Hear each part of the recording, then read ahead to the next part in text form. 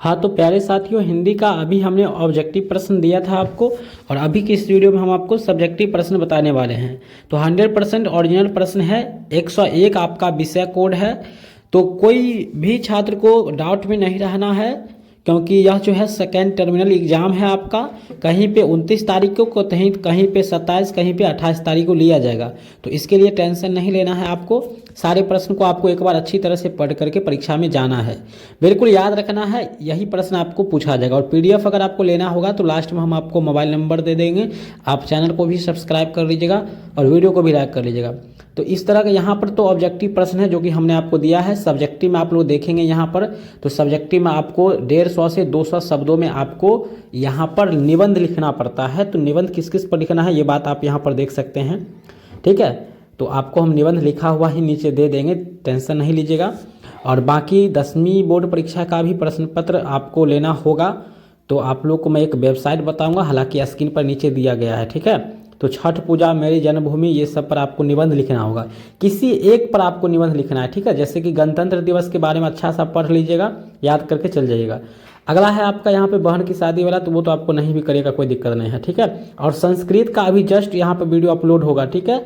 तो संस्कृत का भी देखना ना भूलिएगा। अपने दोस्तों को भी इस वीडियो को शेयर कर दीजिए, ताकि आपका दोस्त भी आ जाए यहाँ पे, सगे संबंधी जो भी होंगे। तो अपनी बहन की शादी के वर्णन करते हुए आपको एक आवेदन पत्र, मतलब एक लेटर लिखना है। फिर आपको अथवा में मलेरिया के प्रकोप पर छात्र और शिक्षक के बीच आपको संवाद लिखना है, ठीक है।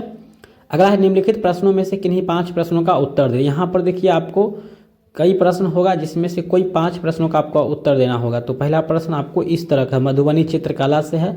दूसरा है छापा कला के विशेषज्ञ शिक्षक श्याम शर्मा का जन्म कब और कहाँ हुआ था, केवल इस बात को लिखना है। अगला जो है आपका है लेखक राजकुमार के अनुसार टॉल्स्टॉय ने अपनी समाधि के विषय में क्या बताए हैं, ये चीज़ है आपका। चौथा है लेखक राम कुमार रचित किन्हीं 4 रचनाओं का नाम लिखना है आपको यहाँ पे। तो और अभी नीचे प्रश्न और भी है, यहाँ पर टेंशन नहीं लीजिए। अष्टावक्र शीर्षक पाठ के लेखक कौन हैं, यहाँ पर है। अब अगला है 6ठा नंबर, यानी 10 प्रश्न में आपको 5 प्रश्नों का उत्तर देना पड़ता है, ठीक है। तो इस तरह से प्रश्न आपके सामने कई प्रश्न है दिया गया है, इन सब प्रश्नों को आप देख सकते हैं। आ रही है रवि की सवारी शीर्षक कविता की किन्हीं 2 पंक्तियों को आपको लिखना है, कोई भी 2 लाइन आप लिख दीजिए। आ रही है रवि की सवारी में महादेवी वर्मा के बारे में आपको प्रश्न पूछा गया है, या फिर इनकी कोई 2 रचना के बारे में आपको लिखना पड़ता है। कवि अयोध्या सिंह उपाध्याय हरिऔध को भोर क्यों भा रहा है, इनको भोर क्यों अच्छा लग रहा है, क्यों पसंद है, इसके बारे में आपको यहाँ पे कुछ बातें लिखनी होगी।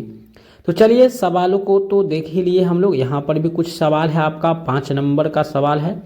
देखा जाए तो ये लॉन्ग क्वेश्चन के अंतर्गत आता है। तो इन सब चीज़ को पढ़ करके आपको यहाँ पर नीचे दिए गए प्रश्नों का उत्तर देना पड़ता है, ठीक है। यानी ऊपर वाले को पढ़िए और नीचे वाला का आंसर दीजिए।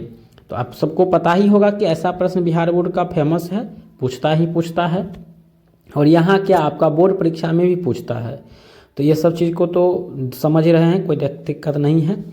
तो चलिए हम लोग इन सभी प्रश्नों का उत्तर जान लेते हैं एक बार अच्छी तरह से अपनी सिंपल भाषा में, ठीक है।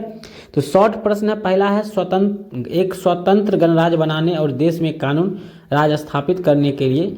यहाँ पर आपको पीडीएफ मिल जाएगा, ठीक है, टेंशन नहीं लीजिएगा आप लोग। पीडीएफ के लिए आपको व्हाट्सअप ज्वाइन करना होगा, जिसका लिंक डिस्क्रिप्शन में मिल जाएगा आप लोग को, और वहीं पर हम आपको इसका पीडीएफ दे देंगे, ठीक है।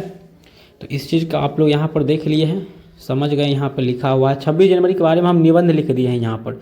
तो आप लोग निबंध को पढ़ सकते हैं कि निबंध 26 जनवरी 1950 को जो हमारे देश में संविधान लागू हुआ था, और इसी तिथि को याद रखने के लिए हम लोग प्रतिवर्ष जो है 26 जनवरी को गणतंत्र दिवस मनाते हैं, ठीक है।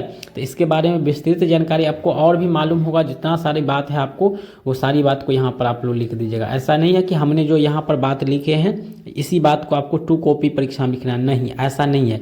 आपको अपने मन से 26 जनवरी के बारे में जो भी जानते हैं आप, वो आप परीक्षा में लिखिएगा, तो आपको बेहतर अंक मिलेगा, ठीक है। मैं कुछ भी ऐसा नहीं कि आपको डायरेक्ट रटा दूं और प्रश्न आउट होता है तो कुछ भी गलत सिखा दूं, ऐसा मेरा फर्ज नहीं है, धर्म नहीं बनता है। तो मैं आपको अच्छी चीज़ सिखाने का पूरा प्रयास करूँगा। हालांकि यहाँ पर बहुत कुछ दिया हुआ है जिसको हम लोग यहाँ पर टिक कर रहे हैं, आयुक्त किए जाते हैं, तो बहुत कुछ है यहाँ पर और भी है। अच्छी तरह सजाया जाता है, कर्तव्य पथ पर बड़ी धूमधाम से परेड निकलती है। 26 जनवरी में क्या क्या होता है वही बात लिखा हुआ है यहाँ पे, इस दिन झांकियाँ भी निकलती है। देश के कोने कोने से लोग दिल्ली में 26 जनवरी को परेड देखने आते हैं। भारतीय सेना अस्त्र शस्त्रों का प्रदर्शन होता है। 26 जनवरी के दिन धूमधाम से राष्ट्रपति की सवारी निकाली जाती है तथा बहुत से मनमोहक कार्यक्रम आयोजित किए जाते हैं। तो ये सारी चीज़ें हो आपको लिखना होगा। 2 नंबर में पहला का आंसर है दोस्त, हाँ मैंने पढ़ा है मच्छरों के काटने से, यहाँ पे ध्यान दीजिएगा 2 नंबर का पहला का आंसर है मच्छरों को काटने से बचना चाहिए। मच्छरों को ब्रीडिंग को रोकने के लिए जल जमाव की समस्या को हल जरूर करना चाहिए, यानी उसके पनपने को रोकना चाहिए, ये बात भी कह सकते हैं। अगर किसी को लगता है कि उन्हें मलेरिया हो गया है तो उन्हें तुरंत डॉक्टर के पास जाना चाहिए।